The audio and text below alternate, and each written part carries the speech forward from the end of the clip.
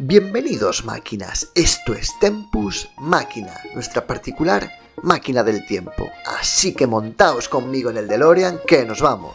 La Revolución Rusa consiguió algo casi inimaginable unos años antes: instaurar el primer estado socialista de la historia. Si todos los grandes cambios traen consigo una fuerte oposición, la dictadura del proletariado no iba a ser menos, y el 1 de marzo de 1921, los marinos de Kronstadt, que habían sido vistos como el orgullo y gloria de la revolución, se levantaban contra el gobierno bolchevique. Acompañadme en este viaje, que nos vamos al corazón del Báltico.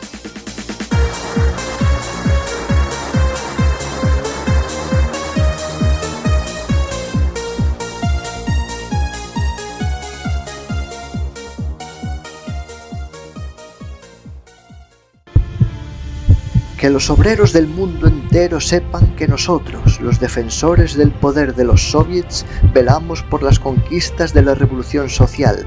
Venceremos o pereceremos bajo las ruinas de Kronstadt, luchando por la justa causa de las masas trabajadoras.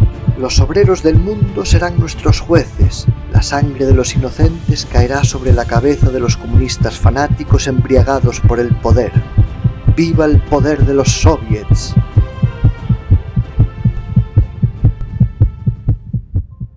En 1917, en plena Primera Guerra Mundial, tuvo lugar la Revolución Rusa. El hartazgo de los campesinos y la clase trabajadora provocó la caída del zar Nicolás II y la instauración de un gobierno provisional encabezado por los liberales. Mientras tanto, se habían ido desarrollando nuevas formas organizativas de manera asamblearia, los llamados soviets, consejos de obreros, campesinos y soldados que tomaban las decisiones a espaldas del gobierno. Los primeros se habían formado después de la Revolución de 1905, cuando el zar mandó disparar sobre la multitud en una manifestación de Petrogrado que demandaba libertad para los huelguistas y una constitución. El soviet más importante era el de Petrogrado, ya que además de ser la capital, era un importante centro industrial, pero el primero en declarar su independencia oficial del gobierno del liberal Kerensky fue el soviet de Kronstadt, resolviendo que el único poder en Kronstadt era el soviet de delegados de los obreros y soldados, o lo que era lo mismo, allí mandaba el pueblo. Kronstadt es una ciudad situada en la isla de Kotlin, en el mar Báltico, la cual se encuentra enfrente de la ciudad de Petrogrado, la actual San Petersburgo. Allí estaba situada la base principal de la Marina rusa del mar Báltico. Ubicada apenas a 30 kilómetros de la ciudad de Petrogrado, su situación la hacía un lugar estratégico a la hora de controlar a la capital. En numerosas ocasiones, los marinos de Kronstadt desembarcaron en la ciudad de Petrogrado uniéndose a los trabajadores. En octubre de ese mismo año, los bolcheviques llevaron a cabo la conocida como Revolución de Octubre, y el crucero Aurora, con sus cañones, dio el pistoletazo de salida para el asalto al Palacio de Invierno, que acabó con el gobierno provisional y la subida de Lenin al poder. Esta acción no habría sido posible sin los marinos de Kronstadt, y ello le valió el calificativo por parte de Trotsky del orgullo y gloria de la revolución. Con los bolcheviques, el gobierno pegó un cambio de rumbo radical. Se hizo una nacionalización de la economía para que los trabajadores controlaran los centros de trabajo y una expropiación masiva a los grandes terratenientes, haciendo realidad el lema «La tierra para quien la trabaja». Además, se negoció la paz con Alemania para una salida pactada de la guerra, en el Pacto de Brest-Litovsk. Estos y otros cambios provocaron que la reacción se opusiera fervientemente y se iniciase una guerra civil. El gobierno bolchevique, por su parte, afrontó esta nueva situación con el llamado comunismo de guerra. Pero, ¿por qué los marinos de Kronstadt habrían decidido levantarse en 1921 contra el gobierno si hasta ese entonces habían sido uno de sus grandes apoyos? ¿Es que ya no confiaban en las ideas socialistas o simplemente habían dado la espalda a la revolución? Es innegable que mucha gente vio en la Revolución de Octubre un amanecer de libertad y de justicia, pero debido a las necesidades de la guerra, el país entró en una profunda crisis donde se impuso el racionamiento y se producía la requisa de los excedentes de los campesinos. El peculiar comunismo de guerra consistía en que tomábamos en la práctica a los campesinos todos los excedentes, y a veces incluso lo no excedente, una parte de los víveres indispensables al campesino, para cubrir los gastos del ejército y para mantener a los obreros. Además, los obreros industriales habían perdido autonomía y se veían obligados a hacer jornadas extenuantes para ayudar al frente. El sueño socialista se había vuelto una pesadilla para muchos, que se acrecentaba aún más con la falta de libertades, donde la Cheka, una especie de policía secreta formada solo por bolcheviques, gozaba de amplia libertad para vigilar a las otras formaciones políticas. De esta manera, el Ejército Rojo, bien aprovisionado de víveres y enseres, se impuso al Ejército Blanco en 1920, dando por finalizada la Guerra Civil. Aunque la guerra había terminado, el comunismo de guerra continuó ante la amenaza constante de los blancos por volver al poder y de las potencias internacionales que mantenían el bloqueo. La generación de proletarios que habían apoyado la Revolución de Octubre había aceptado abandonar momentáneamente sus consignas de igualdad y de libertad, difícilmente aplicables en tiempos de guerra. Pero una vez acabada victoriosamente la guerra, los obreros de las ciudades, los marineros, los soldados rojos y los campesinos, todos aquellos que apoyaban a los bolcheviques y habían derramado su sangre durante la guerra civil, no veían ya razón para que continuase el hambre ni la necesidad de una sumisión ciega a una disciplina tan feroz. Esta, si había tenido sentido en tiempos de guerra, lo perdía ahora. Los bolcheviques habían favorecido desde el inicio a los obreros de las ciudades, ya que era donde tenían más apoyo, al contrario que en las zonas rurales, donde el Partido Social Revolucionario era el preferido entre los campesinos. Pero la carestía invadió también los centros urbanos y las críticas del sector obrero aumentaron al militarizar las fábricas y orientar el modelo productivo hacia una forma de taylorismo, donde ellos no tenían casi ningún control sobre la producción. Así, en febrero de 1921, comenzaron a sucederse las movilizaciones en Moscú pidiendo el final del comunismo de guerra y la devolución de la autonomía de las fábricas a los obreros. A estos se unieron organizaciones políticas contrarias a los bolcheviques, que pedían una asamblea constituyente.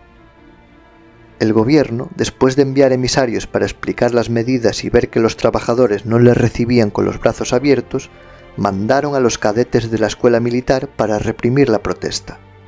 Aún así, las huelgas más grandes contra el gobierno bolchevique tuvieron lugar en Petrogrado, como las de la fábrica Trubochny, donde se celebró una asamblea de trabajadores en la que pedían más raciones de comida, además de ropa y calzado para el invierno. El gobierno respondió con la ley marcial, imponiendo el toque de queda y la prohibición de las reuniones políticas. Los obreros, desoyendo el mandato del gobierno, siguieron recorriendo las calles intentando que otras fábricas se sumaran. El gobierno, por su parte, intentó expulsar a los obreros para frenar la movilización, algo que aumentó la tensión y finalmente provocó que la fábrica Putilov, que había tenido un papel destacado en la Revolución de Febrero de 1917, se uniese a la protesta. Las manifestaciones se fueron apagando a lo largo de los siguientes días, debido a la desmovilización por la falta de alimentos y el frío, además de la concesión por parte del gobierno de algunas de las cosas que habían pedido. Esta situación no fue ajena para los marinos de Kronstadt, que pidieron acudir a Petrogrado para conocer la realidad de los trabajadores. Aunque el gobierno intentó persuadirlos, finalmente una delegación se desplazó hasta la capital. El gobierno tenía recelos, y no era para menos, ya que la independencia de la que disfrutaban estos marinos hacía que muchas veces actuasen por su propio pie, sin rendir cuentas a nadie, algo que muchos bolcheviques veían con malos ojos. La fama de revolucionarios que arrastraban estos marinos les precedía. En 1905 se habían rebelado contra sus mandos y durante la Revolución de Febrero de 1917 incluso llegaron a ejecutar al almirante Biren. En sus filas había desde mencheviques a socialistas revolucionarios y bolcheviques, pero la ideología que dominaba entre los marinos era el anarquismo. Kronstadt entendió a la perfección la proclama de Lenin: todo el poder para los soviets. De esta manera se conformaron pequeñas comunidades agrícolas donde la población disfrutaba de autonomía, a diferencia de lo que se vivía en el resto del país, donde el férreo control por parte del partido bolchevique no permitía esta independencia. Aún así, las pretensiones de los marinos eran extender el modelo anarquista y recuperar las ideas que la revolución había traído. El informe dado por la delegación de Kronstadt retrató la situación de los obreros y la respuesta dada por las autoridades. Inmediatamente se convocó una asamblea en el acorazado Petropavlovsk, y cuya resolución era demoledora para el gobierno bolchevique. Sus reivindicaciones se podían resumir: celebración inmediata de nuevas elecciones mediante el voto secreto, libertad de expresión y prensa a los obreros y campesinos, libertad de reunión para los sindicatos y las organizaciones campesinas, liberación de todos los prisioneros políticos de los partidos socialistas, revisar los procesos de quienes permanecen en las prisiones y campos de concentración, igualar las raciones de todos los trabajadores, suprimir los destacamentos comunistas de combate en todas las ramas del ejército, dar a los campesinos plena libertad de acción respecto de la tierra. El 1 de marzo de 1921 se celebró una reunión en la famosa Plaza del Ancla de Kronstadt para aprobar la resolución. A esta reunión asistieron Kalinin, el presidente del Comité Panruso de todos los soviets, Kuzmin, comisario político de la Flota del Báltico, y Vasiliev, jefe del soviet local. A su llegada fueron recibidos entre vítores y honores por una multitud de más de 15.000 personas, pero a medida que transcurría la reunión, el ambiente se fue caldeando. Se expuso la resolución, pero fue contestada por Kalinin al grito de «Kronstadt no representa a toda Rusia». Finalmente, fue aprobada por mayoría excepto por 2 votos. Al día siguiente se renovó el Soviet de Kronstadt, en el cual fueron escogidos 1/3 de bolcheviques, demostrando que nada tenían contra el partido, sino contra los cargos que mandaban. En esa asamblea, Kuzmin y Vasiliev tomaron la palabra los primeros. Allí expresaron que el partido no abandonaría el poder sin presentar batalla, y mostraron tanta agresividad en su discurso que inmediatamente fueron arrestados, y se conformó un comité revolucionario provisional. Desde el momento en que se conoció el arresto de Kuzmin y de Vasiliev, el Comité de Defensa de Petrogrado ordenó la detención de las familias de los marinos de Kronstadt que vivían en Petrogrado. Oficialmente, los marinos de Kronstadt se declaraban en rebeldía y se levantaban contra el gobierno. Debido a la ubicación de Kronstadt en una isla, debían atajar el problema lo antes posible, ya que debido a la congelación del mar Báltico, ésta quedaba unida con el continente por una placa de hielo, y temían que la rebelión se contagiase a los descontentos obreros de Petrogrado y luego al resto de Rusia.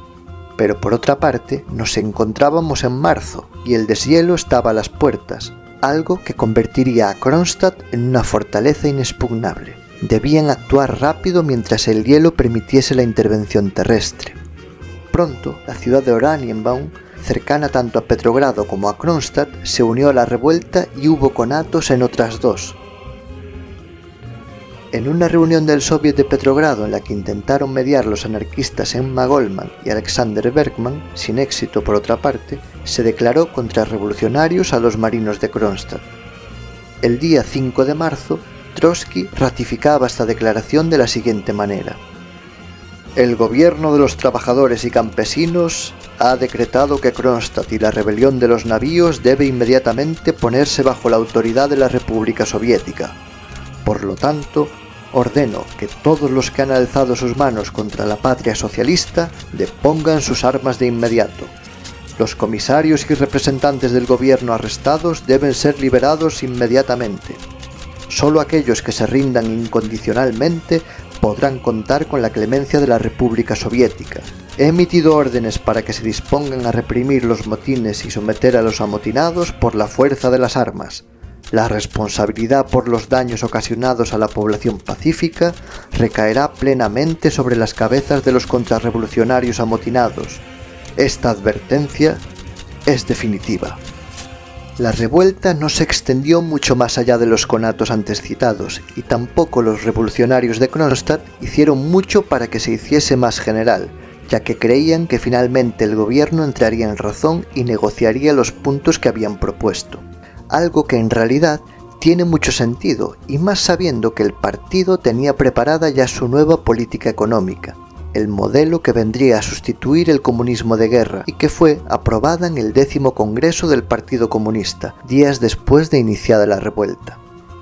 Después de la declaración de Trotsky, nuevamente los anarquistas Alexander Bergman y Emma Goldman, que eran bien vistos por las autoridades bolcheviques, intentaron hacer una llamada a la calma y a la negociación, pero no hubo respuesta. Aunque el ultimátum se alargó 48 horas, la decisión estaba tomada. El 7 de marzo comenzó el ataque contra Kronstadt.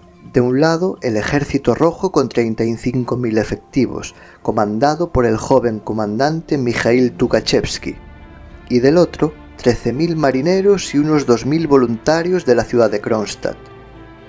Debido a una tormenta de nieve fue imposible el ataque por tierra, pero eso no impidió atacar con la artillería, aunque sin mayor éxito.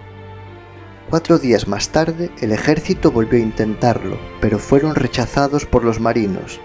Los días pasaban y el levantamiento general esperado por los marinos no llegaba.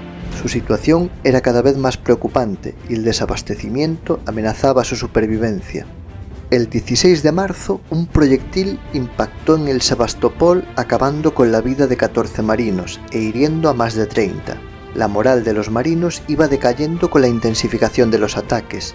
La artillería comenzó a bombardear de forma permanente las posiciones de Kronstadt, y se efectuó un ataque por tierra que causó numerosas bajas en ambos bandos.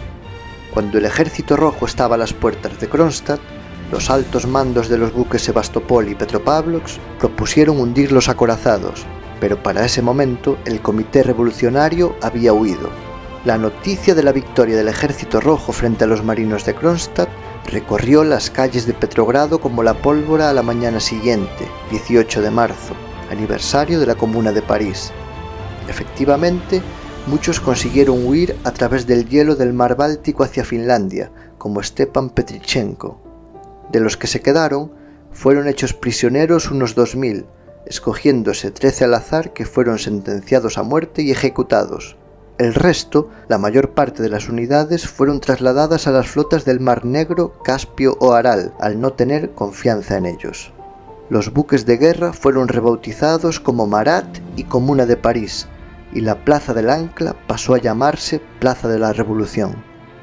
Solo añadiré que el honor y la gloria de los habitantes de Kronstadt al defender el auténtico poder de los soviets libremente elegidos y no el poder de los partidos fue haber demostrado a todo el mundo cómo sin ninguna violencia y con la conciencia tranquila el pueblo trabajador puede llevar la lucha hacia su total emancipación.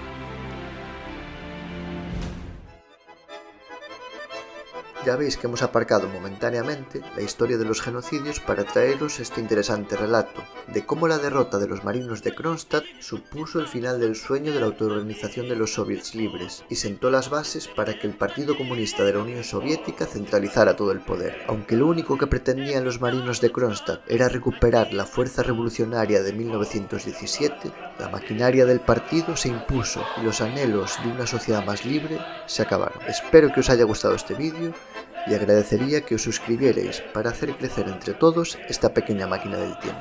Y recordad, si nos detenemos en el pasado, es porque el futuro ya es imparable.